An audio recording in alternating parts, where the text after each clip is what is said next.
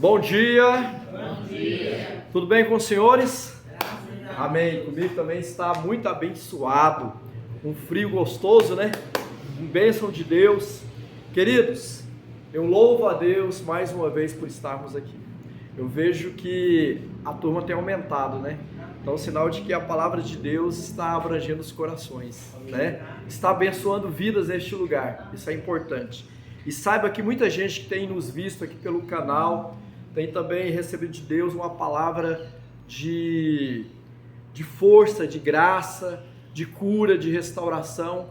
E isso tudo tem sido uma honra, porque a gente sabe que o Senhor tem usado os nossos dons e os nossos talentos para fazermos diferença. E é sobre isso que eu quero falar nessa manhã, de dons, de talentos, de capacidade. E você sabia que nós somos influenciados? Nós somos influenciados por outras pessoas. Nós não fazemos nada assim de forma muito aleatória. Geralmente nós somos influenciados por comportamento, por atitude de outras pessoas. E hoje tem gente cobrando aí 10, 15 mil para você ouvir uma palestra dele. Olha só, para você ser influenciado por aquela atitude que a pessoa tem na vida e que faz ela prosperar. Aí ela cobra dos outros para ensinar como você pode ser próspero na vida. Sabe o que eu acho tremendo? É que aqui nós temos uma consultoria com os céus, com o gabinete celestial. Nós recebemos instrução e não pagamos nada, é de graça. Amém?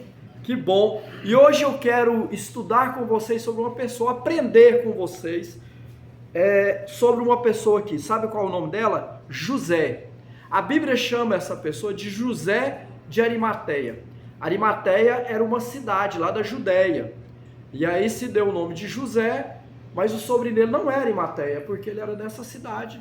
Então chamou ele de José de Arimateia. Vamos pensar um pouquinho sobre essa pessoa e ver o que ela deixou de ensino para nós. Eu quero ler o texto que está em Lucas 23, capítulo 5, versículo 50 até o 53. Olha o que diz. E eis que um homem, por nome José, senador, o que ele era? Senador, né? Homem de bem e justo, que não tinha consentimento no conselho e nos atos dos outros. Ele era de Arimateia, cidade dos judeus, e que também esperava ele o reino de Deus. Esse, chegando a Pilatos, pediu o corpo de Jesus, e havendo tirado, envolveu num lençol de linho, e pô-lo num sepulcro, escavado numa penha onde ninguém ainda havia sido posto. Antes de nós tirarmos algumas lições aqui do comportamento de José, eu quero que nós entendamos aqui de fato quem era José. José, ele era como o texto já diz aqui, um senador da República. Um senador ganha muito bem hoje, não é verdade? A gente sabe que um senador ganha muito bem, depois eu vou falar o valor que ele ganha aqui. Só que José de Arimateia aqui tinha também uma função muito importante. Ele era membro do Sinédrio judaico. O que era esse Sinédrio? Era um corpo de pessoas, de homens, eram 71 homens. Esses homens, eles eram instruídos na lei mosaica. Qual que era a lei mosaica? Era baseado na Torá. O que era a Torá? Era os primeiros 5 livros da Bíblia. Gênesis, Êxodo, Levítico, Números e Deuteronômio, correto? Dentro desses 5 livros, o Pentateuco, esses homens aqui, eles conheciam toda a lei. Conheciam a lei de forma crescente e decrescente. O que tinha a lei aqui? Simplesmente 613 mandamentos, olha só. Eram aqui 248 mandamentos positivos que eram obrigados a ser cumpridos e mais aí 365 negativos que não tinha total obrigação de serem cumpridos. Mas olha, um doutor da lei, ele tinha que conhecer toda a lei. E ele tinha que interpretar a lei. Então o Sinédrio, ele julgava as questões não só religiosas da época, mas também social e política. Agora eu te pergunto, era um cargo de grande responsabilidade ou não? Sem dúvida.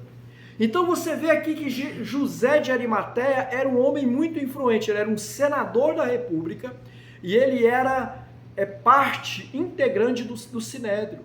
Quando Jesus encontra com Nicodemos à noite, ou Nicodemos vai ter com Jesus, Jesus então chama Nicodemos de príncipe, né? E Nicodemos, junto com José de Arimateia, fazia parte do Sinédrio. Isso implica dizer que fazer parte do Sinédrio naquela época era uma pessoa que era considerada como um príncipe. Olha só, o tanto que era importante. Queridos, Lucas, ele vai dizer que José de Arimateia era um homem justo que guardava o reino de Deus. Diz que era um homem bom e justo e que guardava o reino de Deus. Eu separei algo que muito jóia para falar sobre justiça e bondade, mas eu não vou falar porque o nosso tempo não permite. Então nós vamos direto aqui para tirar lições na vida de José de Arimateia. Assim como o filho aprende com o pai no decorrer do tempo, depois nós aprendemos com outras pessoas também no decorrer da nossa vida adulta. Então eu quero que nós observemos aqui algumas coisas interessantes desse homem aqui, que usou aquilo que ele era e o que ele fazia em prol do reino de Deus. Primeira coisa que a gente observa aqui, a primeira lição, ele usa a sua influência para a glória de Deus. Olha só, não é interessante isso? Ele era senador, ele era um político. O que ele faz então? Ele era seguidor de Jesus Cristo.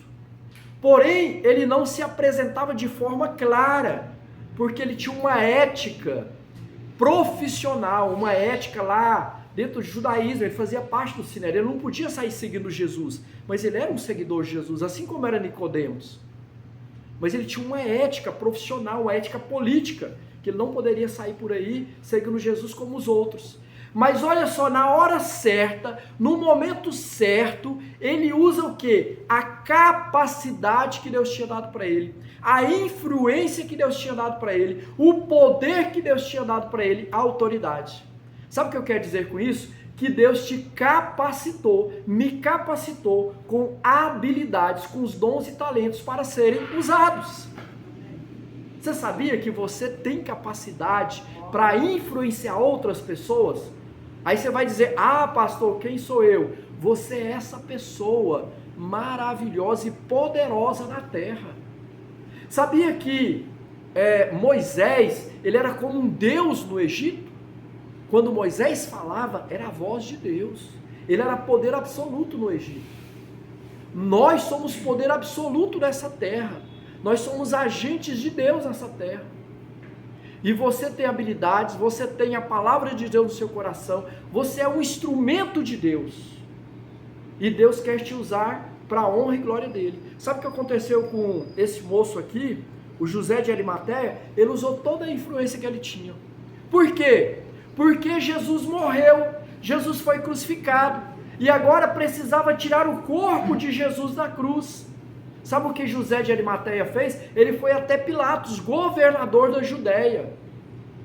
Ele foi, ele expôs. Por que ele expôs? Porque ele poderia perder o cargo político dele.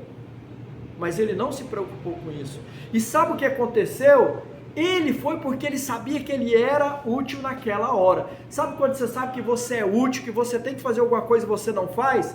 Você cometeu um pecado, chama-se pecado de omissão. É aquilo que você sabe que Deus colocou para você fazer e você não faz. Mas José de Arimateia, ele foi até Pilatos. Olha só, como político, ele conversou com Pilatos numa linguagem política, não é? Poderia ir até Pilatos as mulheres importantes. Nós temos ali Cusa, esposa de um centurião, nós temos Joana, nós temos mulheres influentes que ajudavam Jesus. Elas poderiam ir até Pilatos, mas olha, ele sabia que ele sendo um político, ele chegaria melhor diante de Pilatos e pediria o corpo de Jesus. Sabe o que acontece? Por muitas vezes Deus te capacitou com dons, com talentos. Tem gente que sabe cantar, que sabe pregar, que sabe fazer tanta coisa, mas não faz, porque diz que tem vergonha, porque diz que o outro pode fazer no seu lugar. Ora, se nós passamos pela Covid, por essa síndrome mundial, estamos aqui até hoje, é porque Deus tem propósito para cumprir em nós e através de nós. Amém? Amém? Você é uma pessoa capaz para fazer sinais, prodígios, poder, maravilha nessa terra, porque Deus está em você. Aqui nós vemos aqui algo tremendo. Ele usou a sua influência, ele usou a sua capacidade, ele usou o poder que Deus tinha dado para ele para fazer algo para o reino de Deus. Ele foi lá em Pilatos e pediu o corpo de Jesus. Sabe o que isso me lembra também, nos faz lembrar? É sobre Esther. Você conhece a história de Esther? Lá em Esther, capítulo 4, versículo 14, Mardoqueu, o tio de Esther, diz para ela assim: minha filha, quem sabe se foi para tal conjuntura ou para tal situação, Deus te levantou como rainha? Conhece a história? O povo de Deus estava prestes a morrer. Eles iriam ser acabados, eliminados da face da terra. Mas aí, Deus então levanta Esther, sobrinha de Mardoqueu, e faz dela rainha.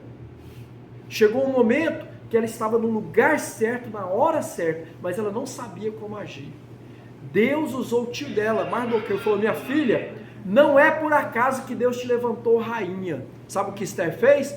Foi na presença do rei, arriscando a sua vida, e pediu para ele sobre o povo de Deus. E o rei então ficou sabendo de toda a armadilha que estava havendo contra o povo de Deus, e aí trouxe ali vida, libertação, e o povo continuou como até hoje aí, ganhando a terra. Sabe o que eu vejo com isso? Vai ter momento que Deus vai te dar uma palavra, Deus vai te dar uma instrução, Deus vai te dar um direcionamento para você fazer, para você ir lá e executar. E se você não fizer, você está sendo omisso. Talvez eu esteja aqui hoje como Mardoqueu, dizendo: meu irmão, minha irmã, Deus te conduziu até hoje para ouvir essa palavra nessa manhã, porque Ele quer fazer algo através de você. Amém? Mas às vezes fica falando: não, Deus quer fazer só algo em mim. Não, Ele já fez muita coisa em você, mas Ele quer fazer algo através de você.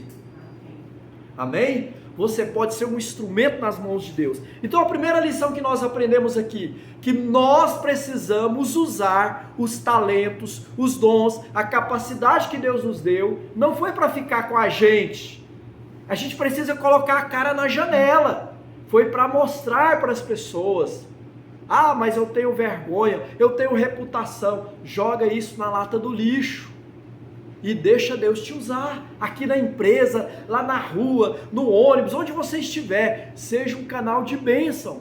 Amém? Foi isso que José de Arimateia fez. Outra coisa que a gente aprende com esse homem: ele dedica o seu tempo ao Senhor. Se tem uma coisa preciosa que nós perdemos muito, chama-se, diga, tempo. Nós perdemos tempo com muita coisa. Mas sabe, José, ele era um homem muito ocupado. Por que ele era um homem muito ocupado? Porque ele era um senador da república. Ele tinha, olha, lá ligado diretamente a ele, em torno de 80 pessoas, que é a média hoje, 80 pessoas diretamente ligadas a ele. Hoje um senador, ele ganha mais de 265 mil por mês. É uma grana boa? Não é? 265 mil por mês. Ele tem aí em torno de 30 funcionários para servir ele, e em torno de 80 pessoas que trabalham diretamente ligadas a ele. Não tem muita gente assessorando esse senador? Agora eu te pergunto, quando foi para tirar o corpo de Jesus lá na cruz, ele não poderia falar assim: não, eu estou muito ocupado, eu estou no Sinédrio, aonde eu tenho que resolver as questões religiosas, políticas e econômicas da nação de Israel, e eu também sou um senador da república. Poxa, se eu tenho aí 80 assessores, 30 empregados, sem contar que na minha casa também eu tenho empregados, eu poderia fazer com que essas pessoas fossem lá e tirasse o corpo de Jesus e embalsamasse ele e o sepultasse. Mas sabe o que ele fez? A Bíblia diz que José foi lá, comprou um lençol de linho, né, um forro de linho, muito chique, porque na época o linho era o material mais chique que existia, mais caro que existia. Ele foi lá e comprou, foi lá com algumas pessoas, é lógico, e tirou Jesus da cruz, envolveu naquele lençol. O que ele estava fazendo ali? Ele estava gastando o seu tempo. Mas sabe, ele fez com destreza, com amor, com dedicação, com reverência e com adoração, porque ele era um seguidor de Jesus. Sabe o que a gente faz com o tempo? A gente por muitas vezes joga o tempo fora. E você fala, eu não tenho tempo para isso, eu não tenho tempo para aquilo, eu não tenho tempo para muitas coisas boas que você poderia fazer. Mas a questão não é o tempo que você tem, é a prioridade que você não dá em coisas importantes na sua vida. Você já percebeu que quando você dá prioridade em uma coisa, você arruma tempo para fazer aquilo? Ah, eu não tenho tempo de fazer isso. Mas quando você julga que aquilo é importante para você, você arruma tempo para fazer. Nem que seja da meia-noite às 6 da manhã, que é o horário de você dormir. Você arruma um tempo para fazer. É ou não é? Gente, aprenda a administrar o seu tempo. O tempo é muito precioso. Sabe o que José fez? Ele pegou o melhor do seu tempo e dedicou ao Senhor. Ele mesmo foi lá e fez o que deveria ter feito. Sabe? O que a gente vê aqui é que quando uma pessoa era morta com morte de cruz, sabe o que acontecia com ela? Duas coisas. Primeiro, que ela já era morta fora dos muros da cidade. Jesus carregou a cruz até sair de Jerusalém e foi crucificado ali na encosta, em um morro, ao lado do muro de Jerusalém. Geralmente eles pegavam esses defuntos da cruz e jogavam numa vala, onde já tinha outros corpos ali, enterrava, ou deixava na cruz, para que as aves viessem até lá e comessem os corpos ali na cruz. José não deixou isso acontecer. Cumpriu-se a profecia bíblica, que Jesus, nem o osso foi quebrado de Jesus, e nem na cruz ele ficou. E agora a gente entra aqui numa segunda parte e termina. Primeira coisa que a gente aprendeu com José, que ele usou a sua influência, a sua capacidade. Saiba que você é uma pessoa capaz, influente e que pode tocar na vida de alguém de alguma forma, com o poder da palavra de Deus. Amém? Saiba que você tem o seu tempo, mas você pode gastar o seu tempo na presença de Deus e fazendo algo para Deus. Eu poderia estar desde as 6 horas da manhã na empresa trabalhando, mas eu estou aqui. Os senhores poderiam muito bem estar trabalhando, mas estão aqui, sabe por quê? Esse é o momento que a gente chama ímpar, singular, poderoso na nossa vida. É o momento de cultuarmos a Deus, de sermos ministrados pela Tua Palavra e receber uma instrução do céu para termos uma semana abençoada. Amém? Então você está aqui não gastando o seu tempo, mas investindo o seu tempo. É diferente, não é? Terceira e última coisa que a gente aprende aqui, sabe o que? Ele entende o princípio da mordomia cristã, ou seja, ele usa o seu dinheiro, o seu recurso, o seu bem para o reino de Deus. Tem pessoas que gastam dinheiro com tudo quanto é coisa, mas quando se fala de coisa importante, não gasta o dinheiro, ou não investe o dinheiro. Já percebeu? Sabia que muita gente está passando dificuldade financeira porque não sabe cuidar do salário que tem? Alguém falou para mim, eu estou endividado. Aí eu fico olhando que essa pessoa bebe, fuma o tempo todo e anda num carro que paga uma prestação caríssima. Eu pensei comigo, se ele parasse de beber, parasse de fumar, vendesse esse carro e comprasse um carro popular mais barato, já resolveria o problema. Então as pessoas vivem de status, gastam dinheiro naquilo que não sabe, que não tem condições de gastar, ou seja, tem o que não pode ter. Então José aqui, ele dá um exemplo para nós. Ele ganha um salário muito bom, que hoje seria aí 265 mil reais por mês, mas ele pega o seu dinheiro e ele gasta em algo muito poderoso. Sabe onde que ele investe? Em Deus. Olha o que acontece aqui. Vamos ler o texto aqui, lá no início, que diz assim, olha, José, versículo 52, esse chegando a Pilatos, pediu o corpo de Jesus, e havendo tirado, envolveu num lençol de linho, e pô-lo num sepulcro, escavado numa penha onde ninguém havia sido sepultado. Pois bem, eu falei para vocês que o corpo lá da pessoa era jogado ou comido pelos bichos. José não deixou isso acontecer. Ele pega o corpo de Jesus e coloca num sepulcro, mas não é qualquer sepulcro. Vocês já viram que aqui em Goiânia, em algumas cidades, principalmente metrópoles, tem alguns cemitérios onde coloca só autoridades? Não tem? Aqui em Goiânia não tem um? Me parece que chama Cemitério Santana, que coloca só pessoas importantes. Jesus foi colocado num lugar muito importante. Por quê? Porque esse sepulcro aqui, José de Arimateia, que era senador, que era um homem rico e importante, tinha feito para ele e para a família dele. Aí José pega Jesus e coloca no sepulcro novo, onde não havia ainda sido sepultado nenhum defunto, ainda tinha entrado nesse sepulcro. José coloca Jesus ali.